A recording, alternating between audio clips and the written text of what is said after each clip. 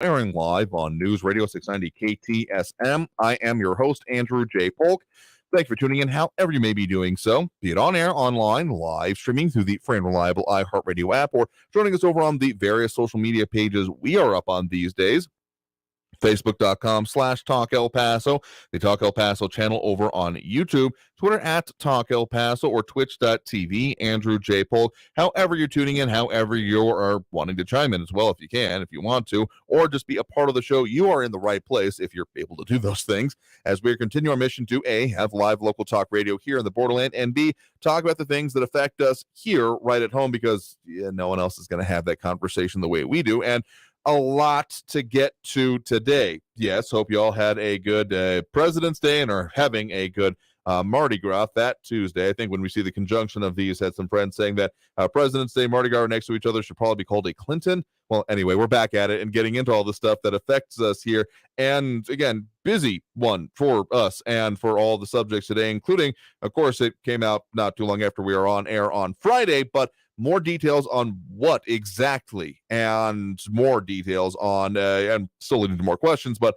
on what was going on as part of the latest details from the investigation into the whole Cielo Vista Mall shooting and situation. We'll have the breakdown on that, as well as harsher enforcement penalties being promised by by a number of El Paso officials, including, of course, the district attorney, when it comes to threats at schools. Not playing around there much anymore. Not that there ever really was, but definitely not now. And also, interesting notes coming out from the administration when it comes to enforcement in the asylum-seeking world.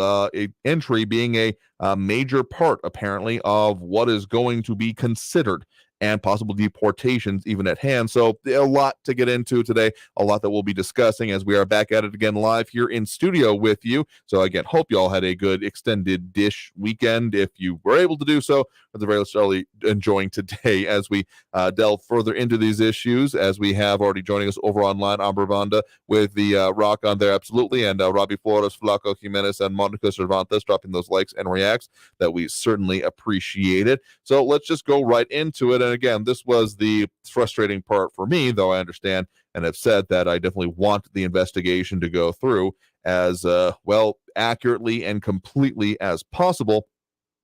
The details from the city of El Paso, or at the very least the city of El Paso police, anyway, when it comes to the details on what the heck was going on to the actual investigation and incident involving the shooting at Cielo Vista Mall.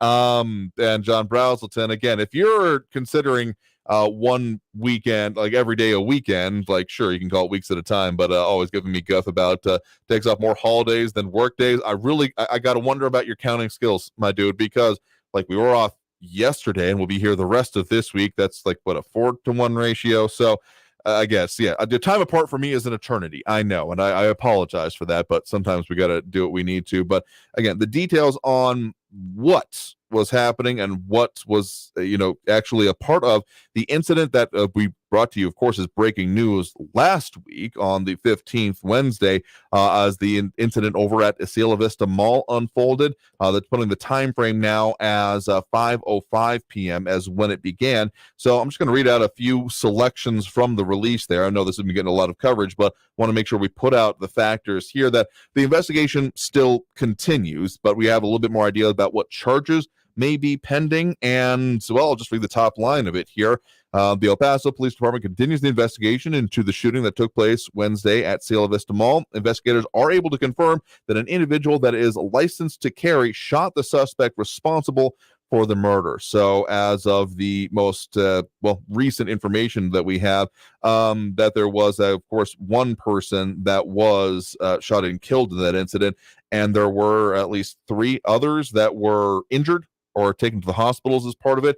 And get a little bit more detail, the fact that, 5:05 p.m., the confrontation between the groups, no longer be referred to in this release anyway as Group A or Group B, but rather the first and second group.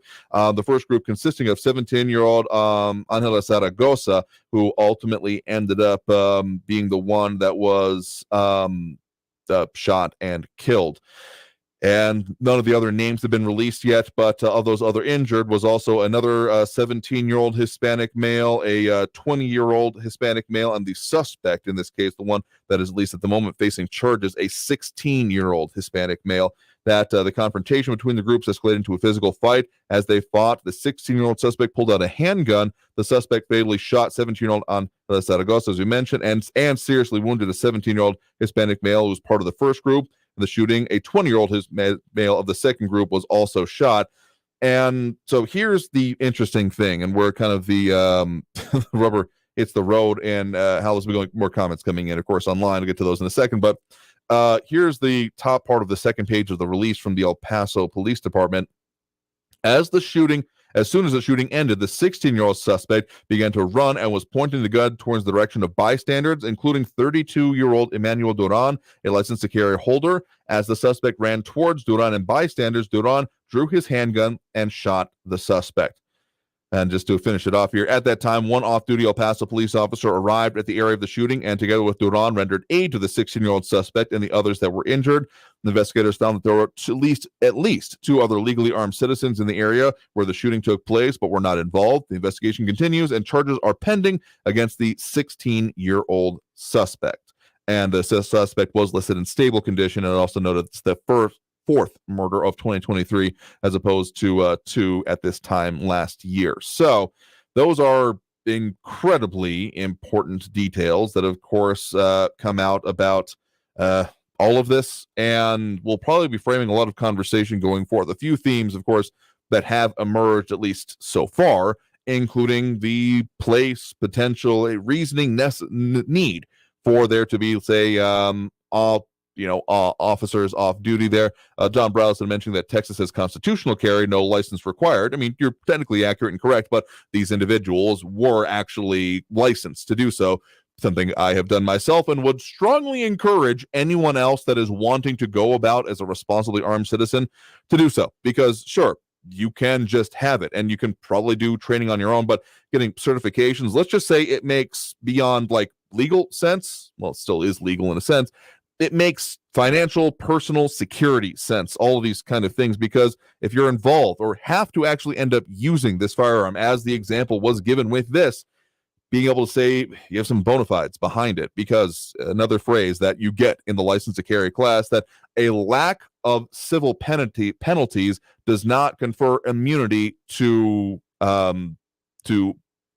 basically being sued. I can't remember the exact phrase off the top of my head, but yeah, I would still strongly encourage anyone else that thinks that like they might be expecting, well, if you're expecting to be involved in a situation like this, reconsider your plans. But also, let's just say that if you're wanting to think that you might be able to respond to a situation like this, having some more training, certifications, reasons under your belt would probably be a good idea. So very much applaud those efforts. We'll be, of course, looking more on the investigation, what comes out of it. But those are some of the major things that I was more than a little bit incensed that, like, of course, they came out with it right after we were on air. I felt like, no, I don't think it was a personal attack, but it took it kind of personally. Anyway, but of course, we talk more about that as more of these situations unfold, but a lot more to get into today as we are again kicking off this short-ish week for those of you that were also able to join us and take the day off.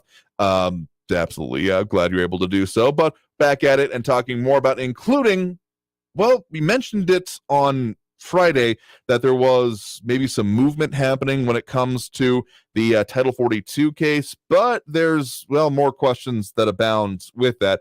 And we got more comments coming in. We're back in the studio, back at it, and all the ways that we do. So, going to take that first break of this hour right now. You are, of course, tuned into Talk El Paso here on News Radio 690 KTSM. I am your host, Andrew J. Polk. Phone calls a little bit later in the show, as we normally do. Comments coming in through pretty consistently. If you do want to make sure that you're adding on there, you certainly can, as we have a lot of examples. Delve more into those after this break. But in any case, back after this with more Talk El Paso on News Radio 690 KTSM. Don't go anywhere.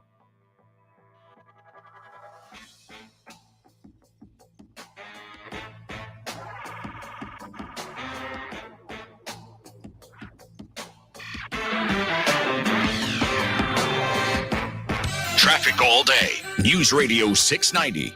An injury accident, South Desert Boulevard at Las Muchas Drive is blocking the right lane and slowing traffic. I-10 westbound at Sunland Park. Watch for a disabled truck that's blocking the left shoulder. Slow traffic on the 54 southbound from Stan Roberts down to Kenworthy. It's a 17-minute delay. And a stalled semi in the right lane, Gateway West at Horizon. Kerry Edwards, El Paso traffic. This report is sponsored by Wendy's. 2 for $6. The best deal in fast food. When you want the best deal on the best meal, choose Wendy's 2 for $6. Pick from Dave's Single, Spicy Chicken Sandwich, 10-piece Crispy Nugs, or a medium strawberry lemonade. Pair any two for just $6. Choose wisely. Choose Wendy's 2 for $6. Hey, El Paso, this is Ivan Ochoa, General Manager from Sunland Park Chrysler Dodge Jeep Ram Fiat. Thank you, El Paso and surrounding areas, for helping us be #1 again in new Chrysler Dodge Jeep Ram sales in January. As a gesture of gratitude, we're offering huge savings in all new and certified pre-owned vehicles. Interest rates as low as 0% for 72 months, and as always, exceptional trade-in offers. Trade and upgrade for less during the President's Day sales event going on now at Sunland Park Chrysler, Dodge, Jeep, Ram, Fiat. For a limited time, get 0% interest for 72 months on new 2022 Quad Cab Ram trucks. Super low 1.9% APR on new 2022 Crew Cab Ram trucks. Get $2,000 off MSRP and 1.9% APR on 2023 Jeep Grand Cherokee Laredos. Worried about your trade or credit? Don't sweat it. Our lenders will push to approve your credit, even if your credit is less than perfect. At Sunland Park Chrysler, Dodge, Jeep, Ram, Fiat. Where buying a car is fun. At I-10 at Sunland Park Drive or online at sunlandparkdodge.com. Estamos en tu esquina, El Paso. El Paso Strong. Includes factory rebate and dealer discount plus TTNL. 0 APR is $13.89 and 1.9% APR is $14.48 per thousand financed. On select vehicles with approved credit. Offers not combined. Why do you buckle up when you get in your truck?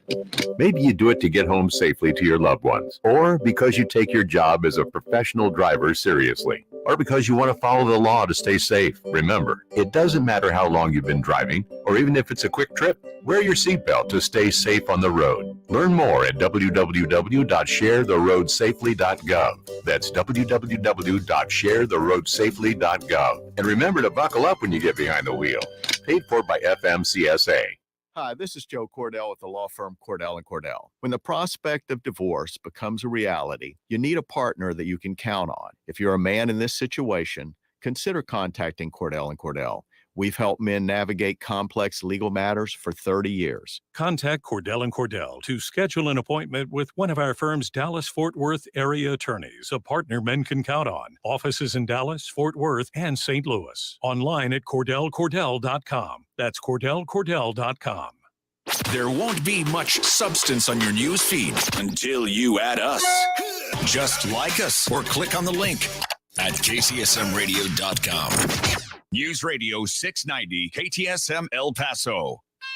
Live from the KTSM AM 690 studios, it's Talk El Paso with Andrew J. Polk. To be a part of the show, follow on Facebook at facebook.com/Talk El Paso. Now here's your host, Andrew J. Polk. Thank you all so very much for joining us here for Talk El Paso, airing live on News Radio 690 KTSM. I am your host, Andrew J. Polk. Thank you for joining us, however you may be doing so, be it on air, online, live, streaming through the free and reliable iHeartRadio app, or joining us over on the various social media pages. We are up on these days, Facebook, YouTube, Twitter, and Twitch, either under Talk El Paso or Andrew J. Polk. And this is not to say we neglect our on-air audience. Y'all are very important, very near and dear, and frankly, most of y'all out there. But if you like the interaction that comes with the rest of it, do it to it, because we got a lot of comments coming in here already, including RJ kind of chastised me, saying, try not to take off 4 or 5 days off. Frankie, on Xanax and whiskey wouldn't be good. That wouldn't be good conversation.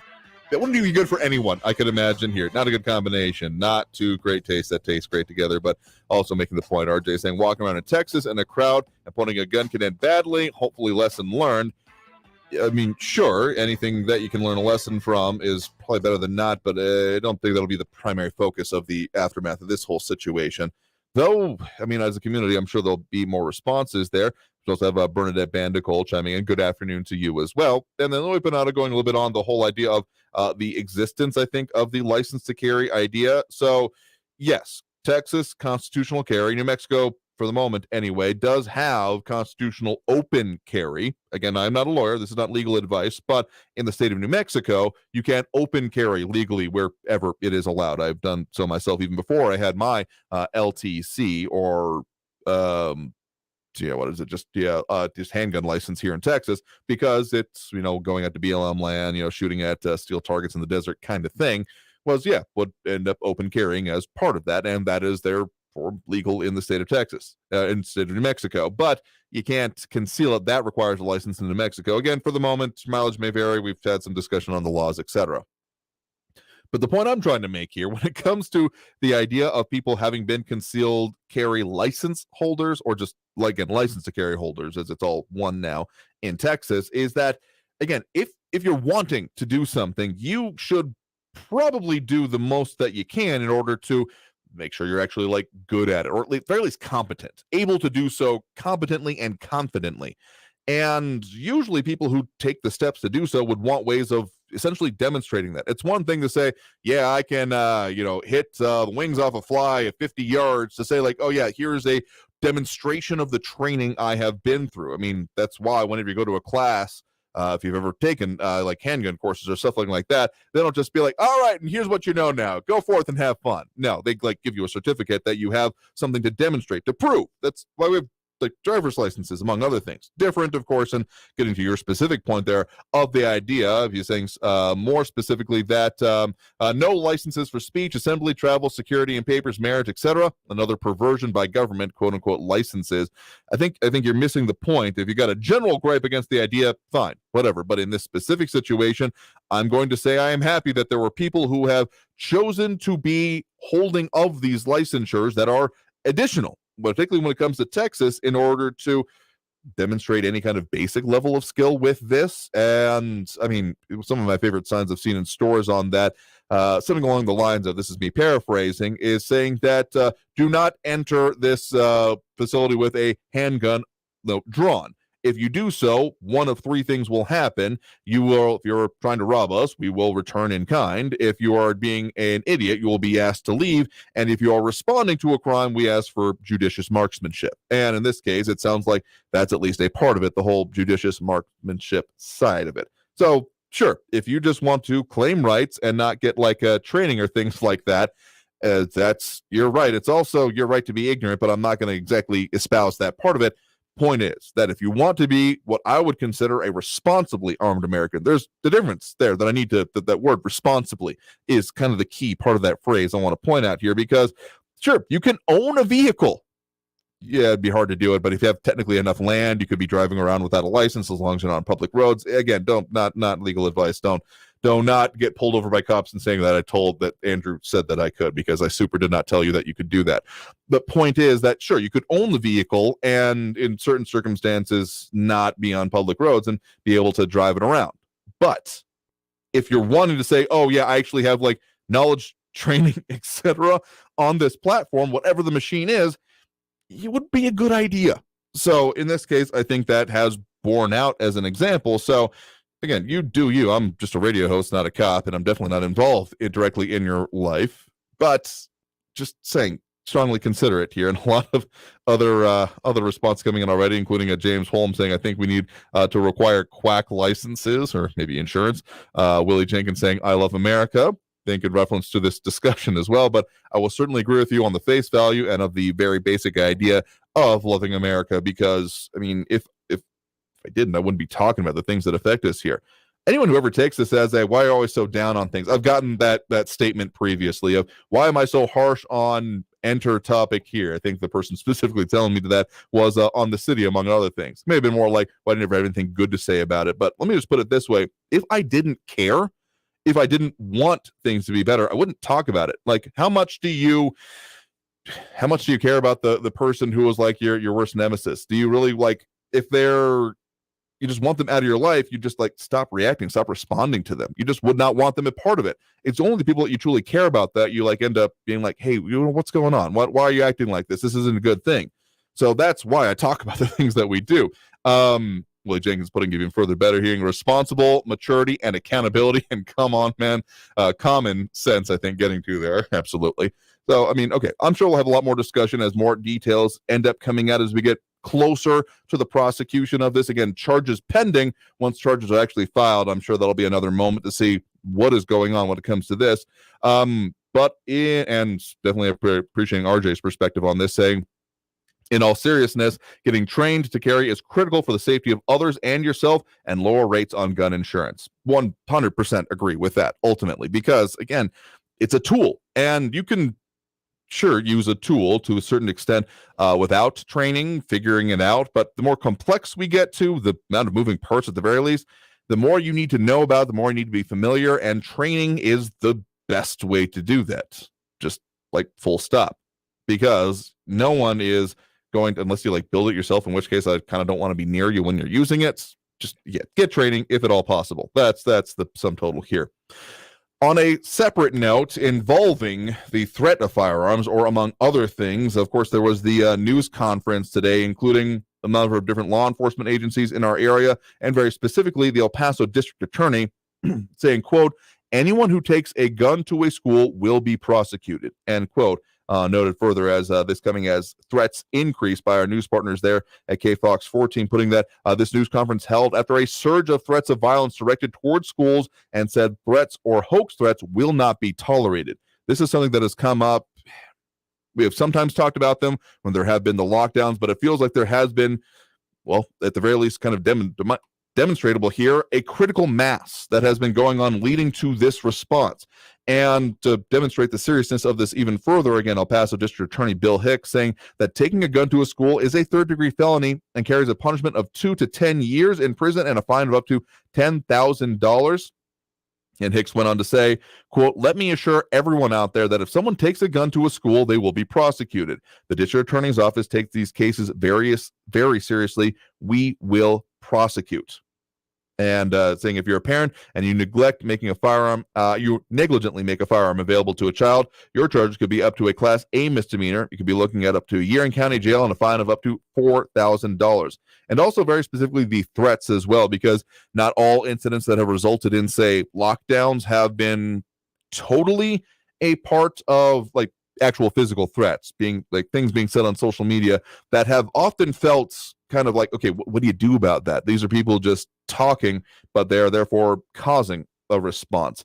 And been noting that the particularly FBI, Jeffrey Downey with the El Paso FBI office, saying this year El Paso community has seen an increase in school threats, including over the last just 2 weeks that the El Paso FBI has worked on 8 of the school threats. And so the local school police departments, they're facing at least 3 of these school threats a day. Let me just say that again here, that the local school police departments are facing at least 3 school threats a day, which is unacceptable any way you slice. Like there is no like, yeah, that's probably fine. No, this is, there are words I can't say right now, but this is messed up at the highest order. And so making it clear that this is going to be handled and taken very seriously, I feel is a very important thing, and why I'm spending a good decent amount of time to talk about that right now, because making it, I mean, even in the juveniles, I know that there's a misconception out there that, just because I'm a kid, they'll take it easy. No, they're making that very clear, including Emily Dawson with the El Paso County Attorney's Office, saying if any juvenile makes a threat, they are going to be having a hearing within 48 hours, and they're going to be in detention during that time, and you can be placed on probation until your 18th birthday and potentially sent away to the Texas Juvenile Justice Department, which, having a bit of personal knowledge, not like from being in there myself, but if people have worked there, having visited facilities and like covered things on that, yeah, that's a you're like, it's not a good time, and it's going to be a problem, and if you don't take this seriously, well, it's going to be very serious upon you. Let's just put that way. 3 other comments coming in as well. James Holmes saying, did I hear about the mayhem that occurred in Austin over the weekend, lasting until 4 a.m.? Cars, clubs, street gangs took over a section of town/intersection.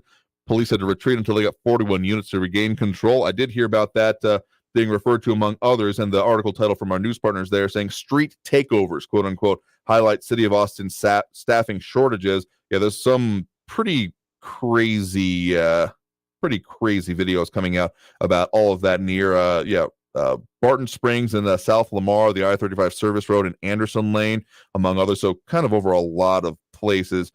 Think about like essentially an evil flash mob is the best way I can think of it, but this time involving like cars and stuff like that. And also Richard Janicek mentioning one other thing being put forth also there by our news partners at KFOX 14, including the El Paso police. They're looking into the video of a teen firing a gun out of a moving car. Richard Janicek saying that a teen was arrested in the viral video. I feel like this has come up a decent amount of times as well, at least like a couple times over the last 2, 3, 5 years, give or take, because people think like, oh yeah, I'm just going to act hard, shoot a gun in the air. They can figure this stuff out of who you are and where you were. Like there is just, it's not going to work out for you thinking like, oh, whatever. It's just a thing. Like there was someone, I think they were on the, it was like the Border Highway West expansion, and they were found and they were prosecuted for, among other things, it's illegal to discharge a firearm in the city of El Paso if you are not at a very, like a gun range. So like, you're not just going to be like, oh, well, I didn't hit anyone. And particularly the response it causes here, yeah, bad times overall. So, and yeah, I mean, I just don't get the idea of documenting your crimes and then posting it online where everyone can see it.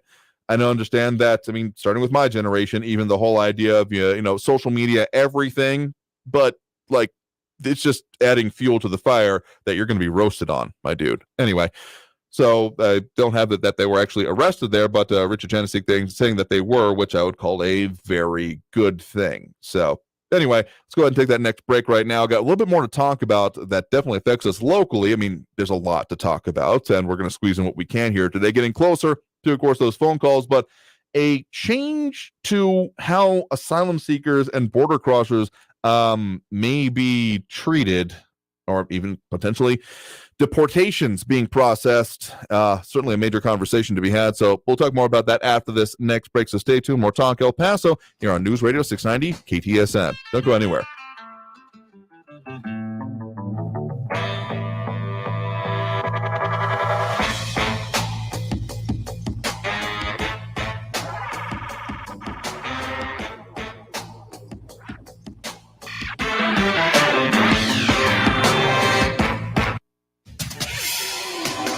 El Paso's News Radio 690 KTSM.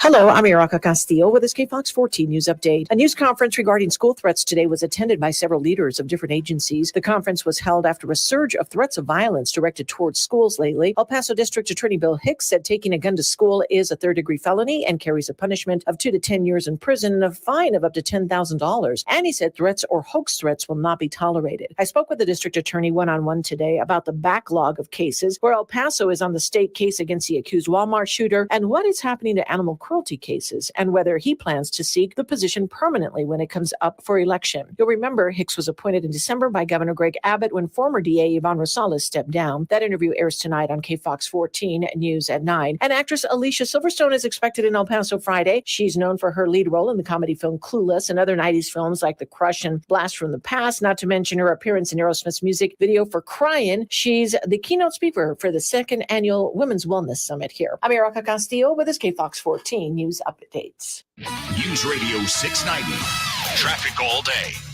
I-10 westbound at Sunland Park, a disabled vehicle is blocking the left shoulder. That accident on South Desert Boulevard at Las Muchas Drive is cleared. All lanes are open there. Gateway South at Trans Mountain, a stalled vehicle on the right shoulder, and slow traffic on the 54 southbound Stan Roberts down to Kenworthy. 7-minute delays. Kerry Edwards, El Paso traffic. From the KFOX 14 Severe Weather Center, I'm Chief Meteorologist Brad Montgomery. Very windy conditions on tap for tonight and tomorrow. Winds will start to increase tonight. Could see some gusts around 45 miles per hour by tomorrow morning. Lows in the 40s and 50s. Highs in the 50s and 60s for tomorrow. Tomorrow we could see winds gusting maybe up to 65 plus miles per hour. High wind warning tomorrow 8 a.m. all the way through 8 p.m. From the KFOX 14 Severe Weather Center, I'm Chief Meteorologist Brad Montgomery. This report is sponsored by the Mark Moss Show podcast. The U.S. government and SEC are coming hard after cryptocurrencies, staking, and even stablecoins.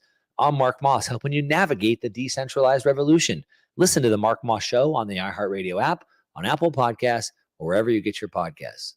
I'm Martin Hoke, the inventor of Navage Nasal Care, and I love Navage. I've told you about how your nose is the body's air filter, that Navage's powered suction will help flush out allergens, viruses, mucus, and germs, and that Navage will help you breathe better. But what do other people say about Navage? Like Josh, quote, After walking around my whole life being a mouth breather, I was excited to try Navage. I read the directions carefully, pressed the button, and oh my gosh, what a sensation. So much mucus, so much crud, but oh sweet, merciful air, I can finally breathe you through my nose. Never have I ever taken such an amazing breath in my life. This is a life changer, unquote. He's one of over 100,000 online reviews praising Navage, the all-natural solution trusted by over 3 million people to help you breathe better, sleep deeper, snore less, and stay healthier without drugs. Navage is available at Walmart, CVS, Walgreens, Target, Rite Aid, and online. Navage, N-A-V-A-G-E, clean nose, healthy life. Crown, an innovative global leader in the material handling industry, has openings for field service technicians in the El Paso area. Join our growing team. Visit crown.jobs keyword El Paso and apply today. Crown is an equal opportunity affirmative action employer. This report is sponsored by Crown Lift Trucks. Stay informed at ktsmradio.com. If you see something, why do you say something? I see safe for my friends. For my community. For everyone here. We all have something worth protecting, a why that unifies us. Report suspicious activity to local authorities. If you see something, say something. El Paso's News Radio 690 KTSM.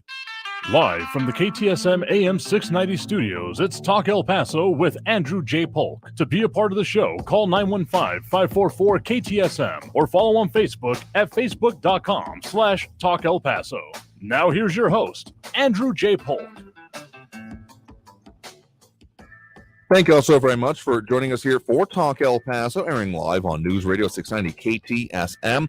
I'm your host, Andrew J. Polk. Thank you for tuning in however you may be doing so, be it on air, online, live, streaming through the free and reliable iHeartRadio app, or joining us over on the various social media pages we are up on these days, facebook.com/Talk El Paso, the Talk El Paso channel over on YouTube, Twitter at Talk El Paso, or twitch.tv, Andrew J. Polk. There's a lot of stuff we get into there. A lot of comments coming in. Those dropping those likes and reacts we always appreciate, as it helps with those algorithmic things, including James Holmes, John Browsleton, Barbara Carrasco, Jerry Hart, Robbie Flores, Flaco Jimenez, Monica Cervantes, and more. And a lot of comments coming in as well, including Willie Jenkins saying mental midgets. I want to say that's in relation to the whole teen shooting out from a car, which, yeah, that's a pretty good way to do it, because they make, I mean, it's just such bravado, chest pounding dumbness. And yeah, if they think they're giants, it's literally only in their own mind, because there's not a, wheel is spinning, gerbil is dead kind of situation, I feel like. Anyway, also Austin Redfern chiming in saying, did you know that according to the FBI and its data in the USA, ratio for guns to resident, 120.5 guns to 120 residents? Interesting ratio to put there. I've heard similar-ish things about there being so many per person. One of the lines, what is it, from Lord of War sticks out, but of course that was a global one of, one gun for every 12 people. But I guess I wouldn't be surprised about that, though there is a little bit of estimation that happens there, and the whole idea of, lies, damn lies, statistics, etc. But I've been wanting to drill down more into, just haven't gotten the opportunity to see about, like, is this something that, how are they gathering this data? Because if they're going out and asking people, the amount of people I know that refer to and reply with, well, I did have a lot, but then boating accidents, etc. I got to wonder how they end up gathering that. Always kind of is in the back of my mind. Haven't done the deep dive or drill down into that, but maybe one of these days. Anyway, something else I wanted to mention and be sure to talk about is a big, and I do mean big, change that is being brought forth by the Biden administration when it comes to immigration and security, being announced today, actually. Article title from the Texas Tribune here: asylum seekers who cross the border illegally to be deported under new Biden administration rule. So, of course, illegal entry and the charges that come along with it have long been a contention, both nationwide and specifically here in Texas. It's been, to an extent, a cornerstone of what essentially is the state level response. I mean, Operation Lone Star, certainly has seen more things put out, material, personnel, all of these things, but the enforcement part of it, the arrests, have usually been predicated upon the idea of illegal entry or trespassing. So somewhere in between, frankly. So this being a potentially huge change, and, well, just take it right here at home. The scenes that we were seeing as towards the third quarter last year and for a while around that on the idea of the illegal entry. Okay, taking a step back, essentially the way asylum works, the way the U.S. has done them previously, and the international conventions we have signed on to, is that someone who is on the soil of the United States can claim asylum. That's what has led to take a little bit further afield, examples like the wet foot, dry foot rule that existed, like, say, in Florida and other Gulf states when it comes to the whole Cuban situation, and why here in the U.S. there has been, crossings and things like that. And that had become kind of the MO recently, that by people trying to enter this country to claim asylum would just cross, because we've seen this over the last couple of administrations of lack of capacity or similar types of situations when it comes to being able to enter at the ports of entry. Now, of course, surrounding the time that we saw the presidential visit happening in here in El Paso, we did see the announcing of and I kind of called it that if Biden was going to come to El Paso, it was going to be based on new policy coming out. Otherwise, you'd go to any other random section of the border just to say he'd been, kind of thing. The CBP One app has been the major part of it, as well as the talking about even if Title 42 goes away, going back to Title 8.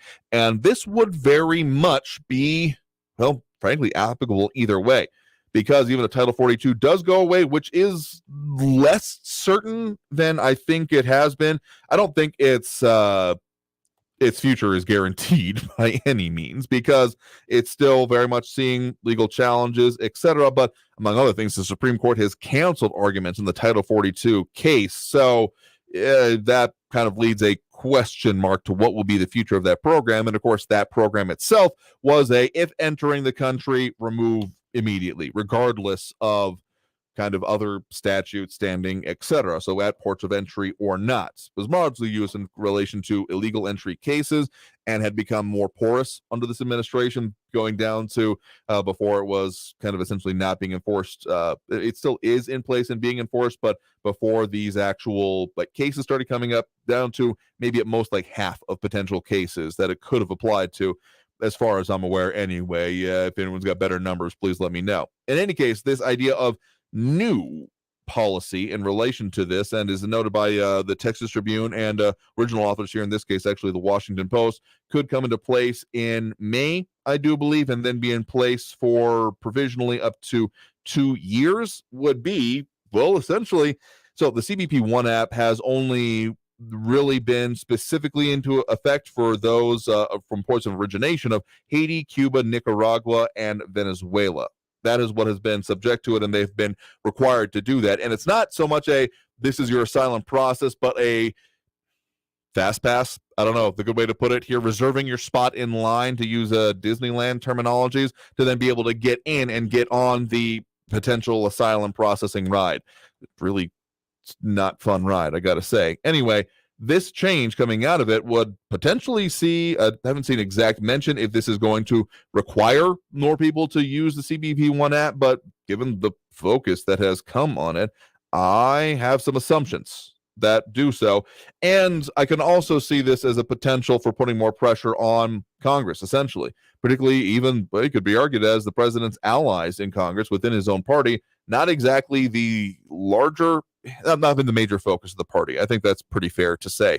So essentially, I mean, some of the administration statements that have come out on this have been, again, speaking to the Washington Post, an administration official speaking on the condition of anonymity said this administration will not allow mass chaos and disorder at the border because of Congress's failure to act. So that last phrase there, specifically failure to act, I see as maybe a little bit of the underpinning of this whole current action.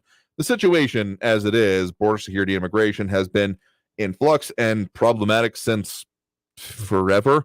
But in this case, I see this new policy, this expansion therein, and what they would expect to come out of it. I mean, okay, even under the whole parole or CBP One app system, I mean, there are 30,000 monthly from those 4 nations I mentioned that are allowed to enter. But then I think essentially the administration is looking at not exactly capitalizing on that, but further using that as evidence, being noted that from those countries, government data shows that the illegal crossings by migrants from those ports of origin dropped 97%. and they're hoping that this would do the same kind of thing. So that's a big new thing that will probably be having some big new impacts and requiring big new enforcement in our area, because it's one thing to say, okay, we're going to deport you and see there to be, that has a deterrent effect. It's another thing, devil is always in the details, to actually then make it happen. So those idea of support, staffing, the additional agents eventually, I don't see as being unnecessary as part of this, but yeah, it's a kind of time will tell situation. Anyway, that's going to take us through that next break right now. And again, we'll talk more about this and everything we got going on, but we'll also go ahead and upload those phone lines, which we usually do at this point during the program. So if you want to get on the line, that number to do so is 915-544-5876, 915-544-KTSM. A lot to get into, a lot to discuss, and back in the saddle here today. So stay tuned. More Talk El Paso after this break here on News Radio 690 KTSM. Stay tuned.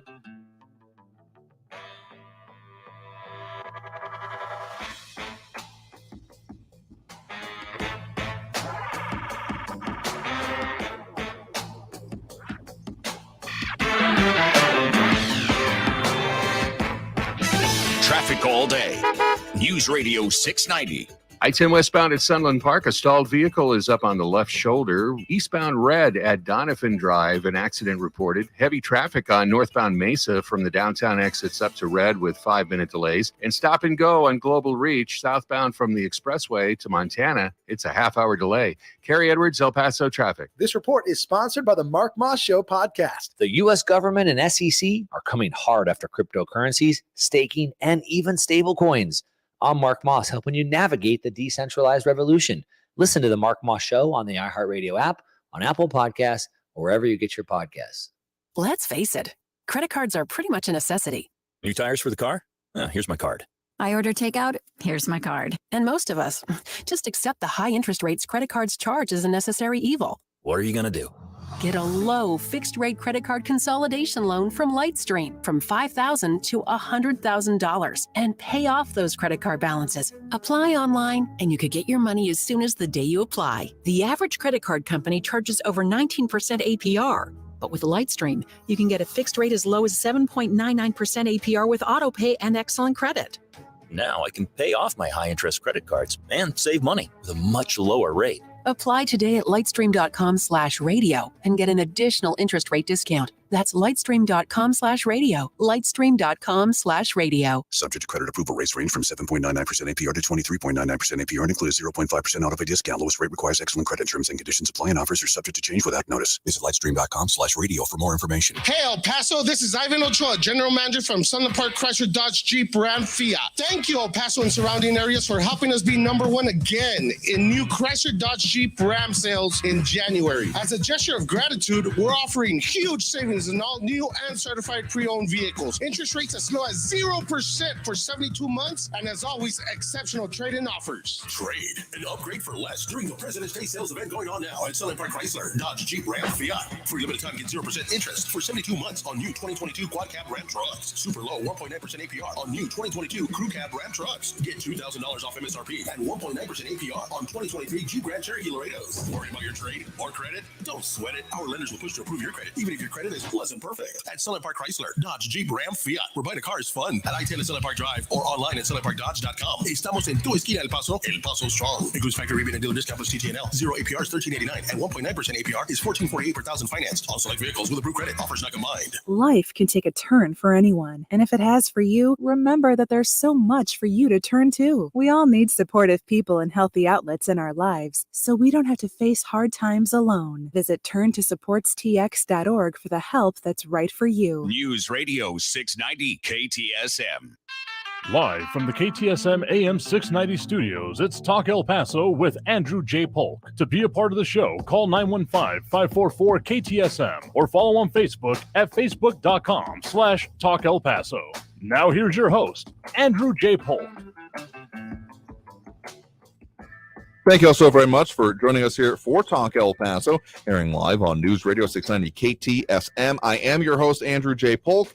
Thank you for tuning in, however you may be doing so, be it on air, online, live streaming through the free and reliable iHeartRadio app, or joining us over on the various social media pages we are up on these days: Facebook, YouTube, Twitter, and Twitch, either under Talk El Paso or Andrew J. Polk. We also have Ida Beza Gardner chiming in. Hello to you as well, among many others. And we'll keep taking those comments, but also have those phone lines open now. So if you want to get on over there, make your 2 cents donation, adding your 2 cents over there, 915-544-5876. 915-544-KTSM is the place to do so, or the number to call anyway. Full up at the moment, but we'll have more opportunities throughout the rest of the program here as we usually do. So just keep that number handy. Again, 915-544-5876, 544-KTSM. And let's just jump right back into it. We do have Raul in the Northeast on line with us here right now. Raul, thanks for joining us. Hey, Andrew. Last Sunday night in New Orleans at a pre-Mardi Gras event, one person was killed and 4 others, including a 4-year-old girl, were injured. So this is the new American normal. It's horrible. I've been to New Orleans. I went there several years ago. I've never wanted to go to Mardi Gras. I hate huge crowds like that. But I ended up going at a time that they were having a big ships festival and the poetry festival. So there were a lot of people there in the French Quarters. I mean, it was jam-packed. I can't imagine how it would be during Mardi Gras, taking into account how crowded it was when I was there, and it wasn't even Mardi Gras. So that's horrible. This is the America that I guess the Republican Party is all right with, you know? I mean, it does really very, very little to prevent this kind of stuff from happening. Maybe you can't prevent it, so this is the new America. This is what we have to live with the possibility of your kids being shot at school and nobody being safe anywhere, anytime, so everybody can have as many guns as they want and can be part of that well-regulated militia necessary to the security of a free state. That's where we're at, Andrew.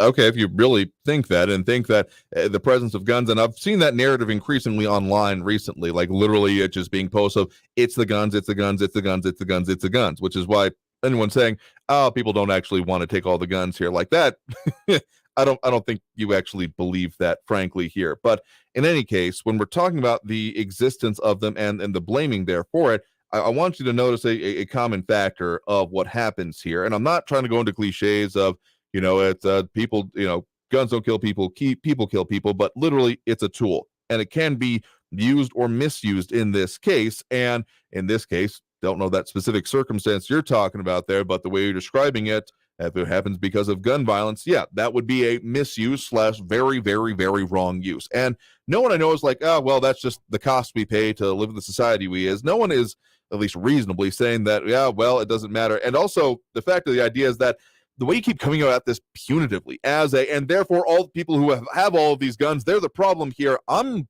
going to make an assumption, and I'm willing to be proven wrong on this, that it wasn't someone that has a safe full of guns sitting at home, goes out to the range once or twice a year to maybe sight them in and put a few rounds through it, as being the one that kind of perpetrated this incident here. I've kind of described it previously that it's not the people who have, 5, 10, 15, 20, umpteen more guns, the ones that are perpetrating these kind of issuances. It's the person who has the one gun, the one maybe gotten or purchased illegally and kept under, so the way if you keep coming about this idea of, we're not willing to do anything, again, propose something to me that you feel like would be effective in this way that does not involve massive penalties for people who have never been adjudicated of a crime, and I would be certainly willing to be talking about it.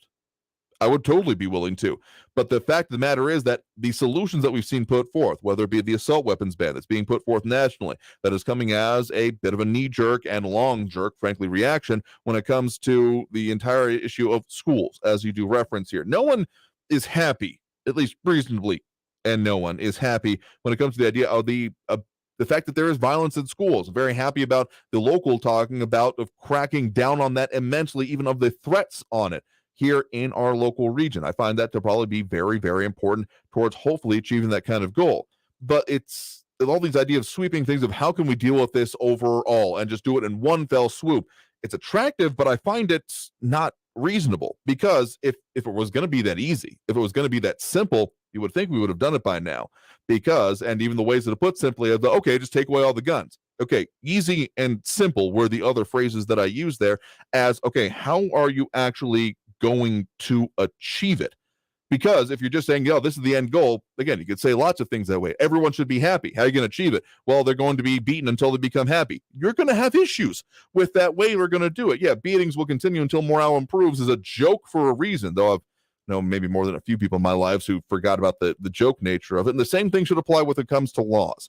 Because if we're not just looking at how are you going to achieve it, as opposed to, well, this is our goal, and let's just throw everything we can at it until we get there, that's not how this country, the laws, or our system works.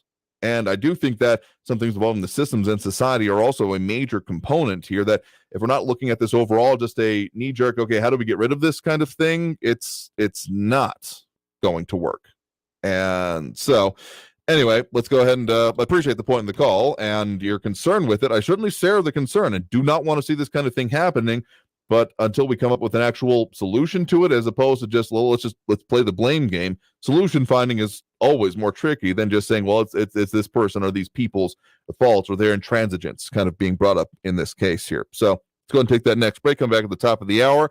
And coming out of this break, we will take more calls on the line. Remember, that number to call is 915-544-5876, 915-544-KTSM. Back after this break with more Talk El Paso here on News Radio 690 KTSM. Stay tuned.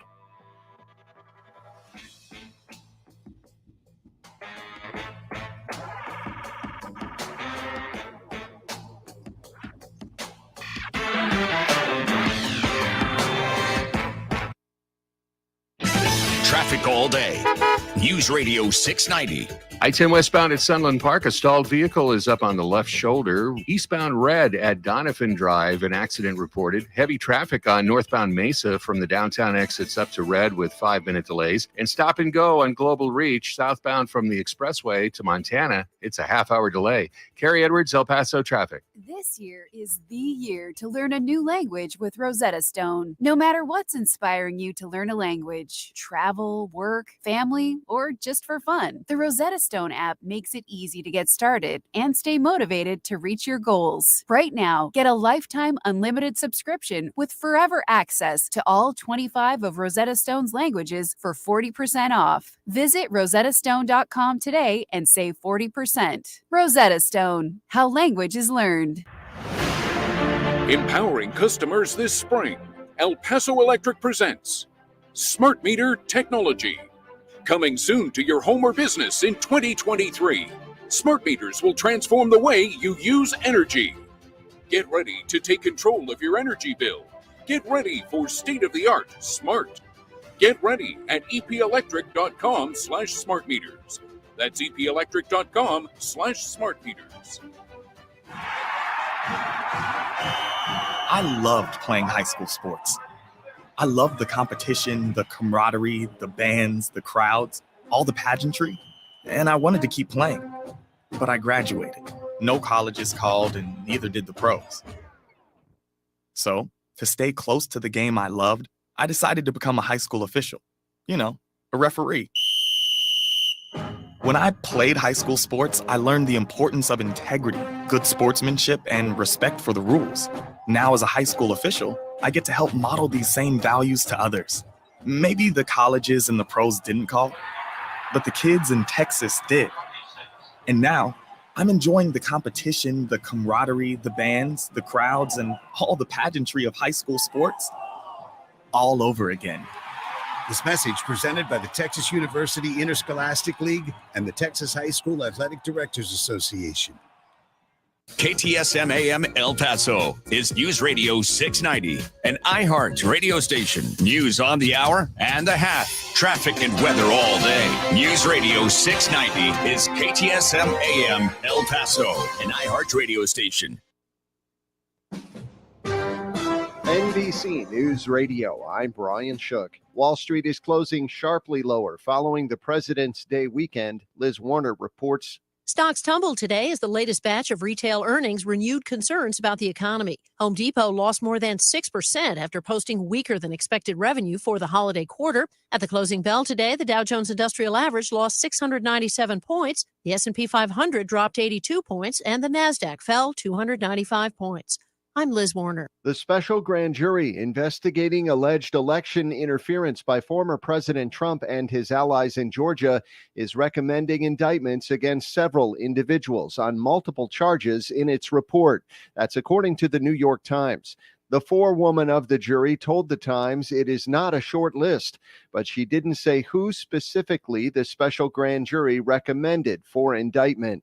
Millions of Americans are under winter weather watches and warnings from the West Coast to the Midwest as a powerful storm picks up steam. Blizzard warnings dot much of eastern South Dakota and southern Minnesota. Minneapolis and St. Paul could bear the brunt of the storm if forecasts pan out. The National Weather Service is calling for up to 2 feet of snow through Thursday evening. The son of Alex Murdaugh is coming to his defense in his murder trial.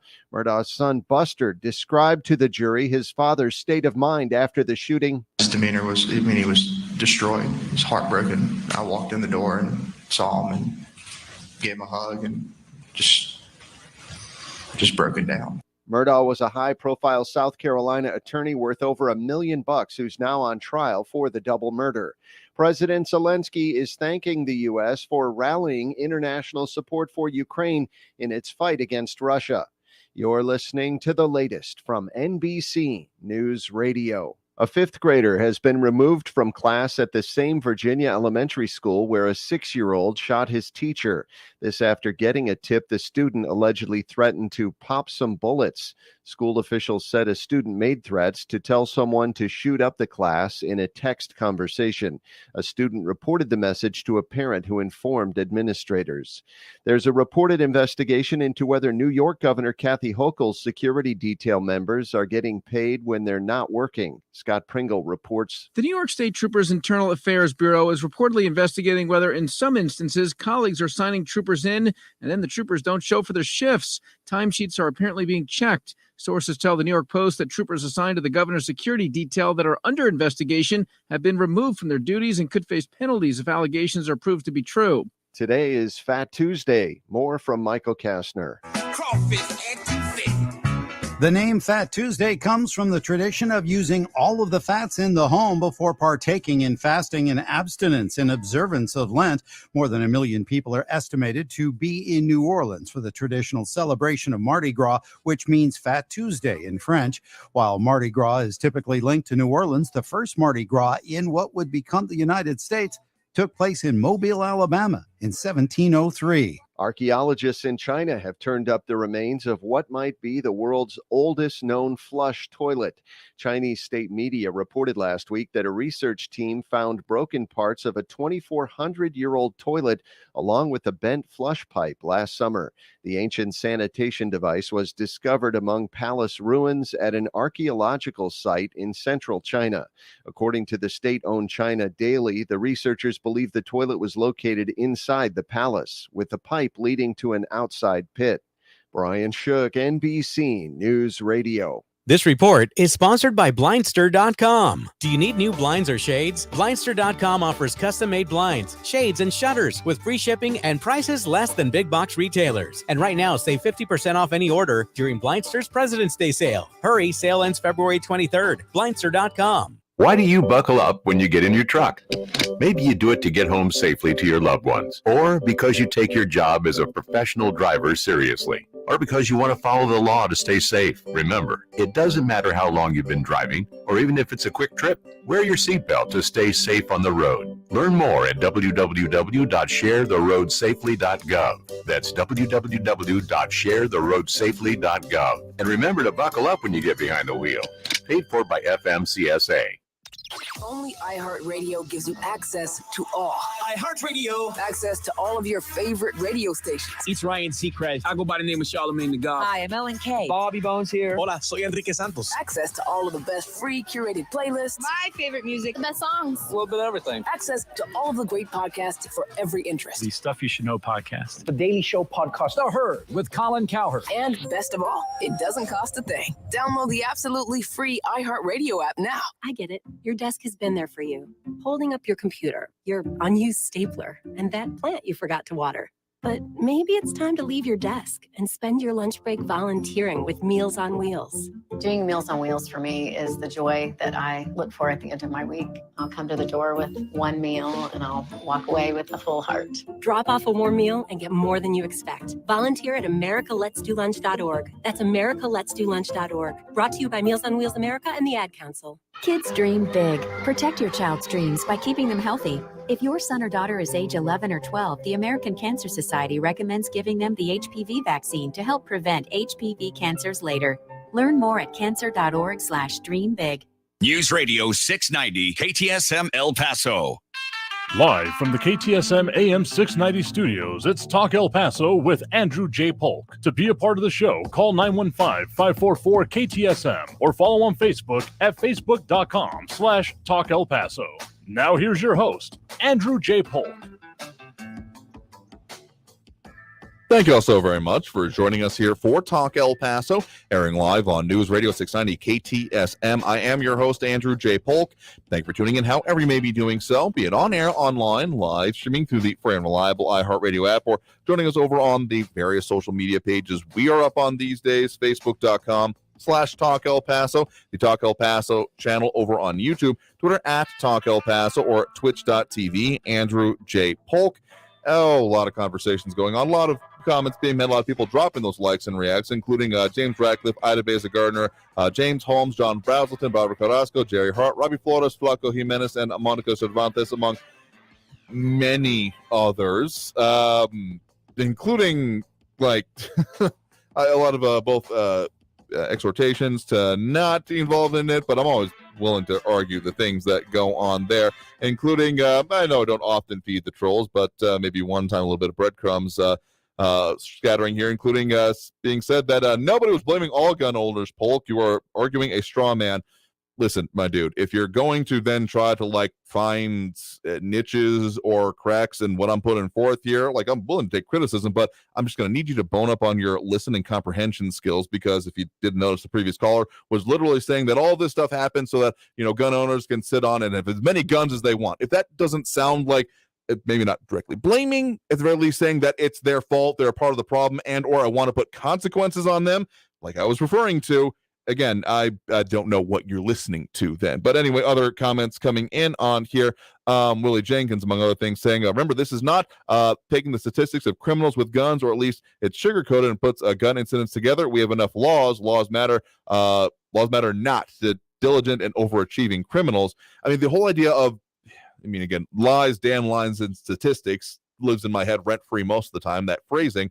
And the way we talk about gun violence and the amount of people that have been harmed by gun violence, I guess there's an innate, like, okay, therefore everyone that has been, hurt, injured by a gun is therefore a victim. And yet, say in the instance that happened as part of the Cielo Vista, sure, the person who initially did the shooting and is the suspect under in custody right now, absolutely has committed gun violence. And yet, the fact of the matter is, in those statistics, the person who returned fire at him and injured him, that armed and licensed carrier, would be considered also part of gun violence statistics. So that's why kind of breaking it down is an important thing. But anyway, we do have those calls going on the lines right now. If you want to get on the line, that number to do so is 915-544-5876-544-KTS. Oh, it always just makes me laugh when everyone is saying, look, I'm just trying to be reasonable. If all you're doing is insulting people and saying that there is no basis and no way and they're evil for believing what they are, you're going to act surprised. That's where the trolling comes in. If you are just trying to get a rise and a reaction out of people and don't actually care about their perspective, trying to understand it, and coming to a good faith argument, get it right out of my face. Anyway, let's go back to those phone lines now. 915-544-5876-544-KTSM. We do have Barbara on the west side here with us right now. Barbara, thanks for joining us. Hi, Andrew. Thank you for taking my call. Mm-hmm. I wanted, if you recall, a couple of months ago, I called regarding the minor children working at the Hyundai plant in Georgia and how that was being investigated. Mm-hmm. Well, just a week or so ago, there's another report that a huge slaughterhouse in the U.S., they found over 102 minors working the night shift, and they were using caustic chemicals to clean razor-sharp saws. this company is huge. They have 1,700 employees, in 700 sites. Of course, the slaughterhouse is doing the same thing that Hyundai did. They are blaming the fact, and they call them rogue individuals who they say presented fake documents, which have been verified by the E-Verify system. But the biggest question here is, are these the children that the DHS was flying around in the United States without our knowledge to specific locations? And now we're finding them in child labor situations. It's not a far-fetched link between who they flew around and where these minor children are being found now. And in addition to that, it took the DHS quite a while to even start investigating this. And the Department of Labor has been investigating this since last fall, and there are still no answers. And one of the things that the article mentioned that I thought they mentioned it beautifully, they said that the Biden administration is creating a massive uneducated servant class. And that's what I've been saying from the beginning. We're not bringing these people across the border for them to have a better life here, for them to get educated, and for them to climb this ladder of success. They want them to do exactly what these companies are doing. They're uneducated, and that's how they wanted them. And when they were interviewing these kids, the majority, if not all of them, did not speak English. So that's another thing I try and get across. They're not doing this for anything to benefit these illegal immigrants coming into our country, and especially unaccompanied minor children. And I ask the question, if they're not concerned about these as they're finding, if they're taking their time to investigate them, they'll never find the 45,000 that have been missing for years. And I read that we have approximately 320,000 unaccompanied minors that have crossed our borders. So these are serious problems that we're encountering. And then I want to respond to Raul's comment last week that President Trump shut down the positive train control that was the law was enacted in 2015. He said that he shut it down, and that's why I guess the trains didn't have the technology on them. Well, the act was passed in 2015. The legislation was in 2015, and it required that all railroads had to have this specific technology by December 2018. Well, that didn't happen. So in 2018, the railroads petitioned and they asked Congress, and in the law, the 2015 law, it had a provision that the railroads could come in and ask for extension. So they went in and asked for a 24-month extension, and that put them to December of 2020, and that's during the Trump administration. And if anybody wants to read it, there's a report from the U.S. Department of Transportation, and the title is Federal Railroad Administration Announces Landmark Achievement with Full Implementation of Positive Train Control. So it would behoove everybody to fact check Raul. At least I do, because you cannot believe he'll read a caption or title of an article and take that to the bank as truth, when in fact a little bit of research gives you the facts. And then today he says that Republicans are okay with all these killings. Every El Pasoan should be thankful, including Raul, that at Cielo Vista Mall, we had an El Pasoan who was legally concealed and carrying. He knew what he was doing. He had the proper training. He knew his responsibility, and I'm sure he was aware of accountability too. Otherwise, he would not have pulled out his gun and shot the individual who more than likely could have caused a lot more casualties and more deaths, in my opinion. So I don't know. We need to fact check each other. Hey, guys, fact check me. But we can't take what we hear as the truth, because it's going to be shaded one way or the other. And I make no qualms about it. I am a conservative. I am a Republican. But when I get on here, I will tell you what I've researched and how much I've researched before I tell you anything. And you know what, guys? You can fact check me. Call me on the carpet if I've misled you on anything. But we really do need to do our homework when we hear things like Republicans are satisfied with all these killings, and when we need to be grateful for someone who had a concealed carry at Cielo Vista Mall the other day. So those are the three items I wanted to talk. Well, actually, I had two, but then when Raul made the statement today, Sure. I felt I had to respond to it as a responsible conservative. Thank you, Andrew, for taking my call. Absolutely. I mean, you bring up a lot of things there. And I mean, as much as the situation's unfolding in Ohio may feel a little remote, I mean, we have a lot of trains in this community. So the regulations and what's on them and things like that and how it's being considered nationally is probably going to have some impact, already does, and probably will have more as it comes through here. But also, yeah, in that situation unfolding there, again, I particularly appreciate judicious marksmanship when it comes to people that are deciding to be responsibly armed citizens. Again, the responsible part is the most important part to me, as it is and should be in probably most areas of life, including the citizen part of it, because you don't know what it is, what you're doing, what the regulations, rules, motions of it are. You're not going to be that effective in, again, that arena, the political one, or in life in general. So I'm sure we'll get more information as it comes out when more in the investigation. But yeah, that one. Well, we got charges pending. I expect that might be the next bit of information we come out on exactly what will end up being charged. Andrew, you mentioned something very interesting on the Ohio train derailment. Mm-hmm. You mentioned chemicals, and that brings to mind, do you recall hearing that the train immediately, the Norfolk, I guess, immediately put out their manifest or the bill of lading as to what chemicals they were carrying on the train, because they had apparently said there was a specific chemical that wasn't carried on the train. Mm-hmm. So that brings the question to mind is, are specific chemicals that aren't considered hazardous, does that mean that these trains on the rails may not be subject 100% to the positive train control? That's a deeper question than I've got a real easy answer for you right now. But I mean, okay, let me just put it this way, at least the way I'm thinking about it lately, given the amount of consequences that are probably going to be coming on to the rail carrier in this case. And oftentimes, whenever you end up seeing more investigation, more scrutiny on something, there's probably going to be more things that are going to be found that may or may not be flying or have been maybe flying under the radar kind of thing, mislabeling, et cetera, kind of what you're getting at there. So I guess I might not be surprised if more ends up coming out about this or that concept. Yeah, it just came to mind when you mentioned the chemicals. Mm-hmm. Thank you, Andrew. That's the thing. Thank you for the point in the call. Do appreciate it. Mm-hmm.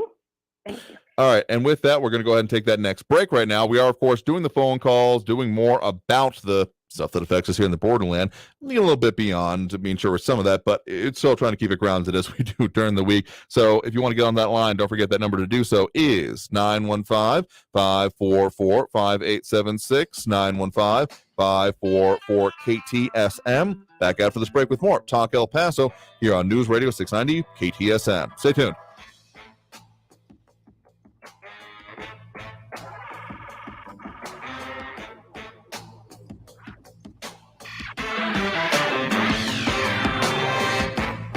Traffic all day. News Radio 690. No crashes on your El Paso freeways right now. There's a stalled semi on the right shoulder eastbound Trans Mountain at the 54 Gateway. Mesa Street north and southbound for the downtown exits up to Red. You're looking at 5-minute delays. Accident with sheriff deputies on the scene in the lower valley on northbound Horizon at Gateway East, and an accident reported eastbound Red at Donovan Drive. Carrie Edwards, El Paso traffic. This report is sponsored by Blindster.com. Do you need new blinds or shades? Blindster.com offers custom-made blinds, shades, and shutters with free shipping and prices less than big box retailers. And right now, save 50% off any order during Blindster's President's Day sale. Hurry, sale ends February 23rd. Blindster.com. Hey, El Paso, this is Ivan Ochoa, General Manager from Sunland Park Chrysler Dodge Jeep Ram Fiat. Thank you, El Paso and surrounding areas, for helping us be #1 again in new Chrysler Dodge Jeep Ram sales in January. As a gesture of gratitude, we're offering huge savings in all new and certified pre-owned vehicles. Interest rates as low as 0% for 72 months. And as always, exceptional trade-in offers. Trade and upgrade for less during the President's Day sales event going on now at Sunland Park Chrysler, Dodge, Jeep, Ram, Fiat. For limited time, get 0% interest for 72 months on new 2022 Quad Cab Ram trucks. Super low 1.9% APR on new 2022 Crew Cab Ram trucks. Get $2,000 off MSRP and 1.9% APR on 2023 Jeep Grand Cherokee Laredos. Worried about your trade or credit? Don't sweat it. Our lenders will push to approve your credit, even if your credit is less than perfect. At Sunland Park Chrysler, Dodge, Jeep, Ram, Fiat. Where buying a car is fun. At I-10 at Sunland Park Drive or online at sunlandparkdodge.com. asylum-seeker.com. Estamos en tu esquina El Paso Strong. Includes factory rebate and dealer discount plus TTNL. 0 APR is $13.89 and 1.9% APR is $14.48 per thousand financed. On select vehicles with approved credit. Offers not combined. Attention business owners. Stop throwing your hard-earned money away on rent. Imagine owning your own building and saving thousands every year. Sound impossible? Not if you use General Steel. General Steel can help you save thousands by owning your own custom-designed building. Just call 866-62-STEEL or visit getgeneralsteel.com to see how much money you can save with General Steel. Our buildings come with a 50-year warranty, and thousands of companies, from Fortune 500 corporations to startups, have trusted the General with their building needs. If you need to expand or start a new business, you really need General Steel. I'm very impressed with General Steel. Everyone's been extremely helpful. I'd recommend General Steel to anyone looking to build a steel building. Call 866-95-STEEL or visit GeneralSteelInfo.com to find out what General Steel can do for your home or business. That's 866-95-STEEL. Our team will answer your questions and offer you a customized quote. Just call 866-957-8335 now or GeneralSteelInfo.com. Donna from Louisiana. The storm just hit, and we went from donating to the food bank to needing it. Hunger is a story we can end. End it at feedingamerica.org. Brought to you by Feeding America and the Ad Council. El Paso's News Radio 690 KTSM. Live from the KTSM AM 690 studios, it's Talk El Paso with Andrew J. Polk. To be a part of the show, call 915-544-KTSM or follow on Facebook at facebook.com/Talk El Paso. Now here's your host, Andrew J. Polk. Thank you all so very much for joining us here for Talk El Paso, airing live on News Radio 690 KTSM. I am your host, Andrew J. Polk. Oh, gosh, the comment both is frustrating and gives me life so often there. If you're wanting to, of course, chime in over on the various social media that we do, Facebook, YouTube, Twitter, and Twitch, either under Talk El Paso or Andrew J. Polk. And also, of course, that phone line, 915-544-5876, 544-KTS. Oh, boy. It's quite an interesting time out there, and we have a lot of people tuning in and chiming in with us to appreciate that, including Sean Gardner and Bernadette Bandicole most recently, and a lot of the things going on, including what was one there saying, James Radcliffe asked me if I've heard about 15-minute cities, and is our government trying to force us into zone areas to limit our travel? It's getting a little bit dystopian and more, and again, I wonder, how would they ever enforce that? Because the amount of people that it would take to do so would be nuts. Even the technology, like, it just doesn't exist. But I have heard the concept of 15-minute cities, usually in a like urban planning kind of way. Like, should you be able to live, work, eat, play, etc., within 15 minutes of what you live? Though I have seen the way you've been more referring to it there, and more of the kind of control aspect. But I guess I haven't looked too much into it. But yes, I have heard it. They don't know if I give much to it with the current word. Anyway, let's go back to those phone lines right now. Again, the number to call, full up at the moment, but you can squeeze in a little bit later, 915-544-5876, 544-KTSM. We do have Ben on the east side here with us right now. Ben, thanks for joining us. Hello, Andrew. I've been listening to all the conservative podcasts and all the things that they know about the goings on with Joe Biden and Biden Inc. And with all this evidence that they're coming out with, I'd like to know why the House Republicans are not listening and bringing up articles of impeachment of Joe Biden. They have more evidence of impeachable conduct than anything the Democrats had for impeachment of President Trump, bringing articles of impeachment under the 25th Amendment, to all the evidence of his being compromised by his connections to Biden Inc. and the relationships with Ukraine and China, amongst others. Like the Democrats did with no evidence of President Trump collusion with Russia and the monkey court of the January 6th defendants, let's impeach President Biden. Place Biden and Biden Incorporated on trial. Let's find out now, before it's too late, if our country is being compromised and being drawn into World War III by Biden's actions and the actions of Biden Inc. So if you do feel the same way I do, please call as many House members especially Kevin McCarthy, Jim Jordan, and all the other heads of committees in the House. So one thing I want to say, that's my opening rant. sure thing. And let me just, I want to separate a couple of concepts here, because you mentioned both impeachment and then the 25th Amendment. And I want to just make it clear there for those wondering about these things. These are two separate things. Impeachment is a removal of office from someone, a elected official who has committed, quote, high crimes and misdemeanors. And that, of course, was done twice under the Trump administration, was not convicted either time, though impeachment was achieved because, as I've mentioned previously, impeachment is a political process. I do not mean that to be derogatory in any way. That's just the literal definition of it. It is done by politicians and is therefore based in politics. And then the trial happens. And so anyway, it's called a trial, but it's not a judicial actual process. It's entirely within the legislature and done by the legislators. The 25th Amendment, the one you were talking about there, it kind of set out the presidential succession order a little bit more concretely. I mean, sure, we've got, the president, vice president, speaker of the House, on through the cabinet members and all that kind of a thing. But it also specifically outlines other removal efforts if a president is incapacitated. Now, I'm not going to try and read all of Section 3 and Section 4 on that, which goes on for like a couple of pages in my handy dandy pocket constitution here, but it is extensive and essentially goes this back and forth between does Congress declare the president unable to continue holding office, and does the president say no, they still can? So it's a very different process, and frankly has never actually been tried in the United States since its actual implementation back in 67? Yeah, 1967. So that's a different process. Some was suggested that might happen during the Trump administration, arguing under the 25th Amendment. Essentially, it's more of like a medical thing. Like, is the president no longer of sound mind or body and able to actually execute the abilities of that office, and a removal effort that way? But again, that one has never actually been tried. Okay, I may have mistaken by bringing up that. Evidence of bringing articles of impeachment and everything.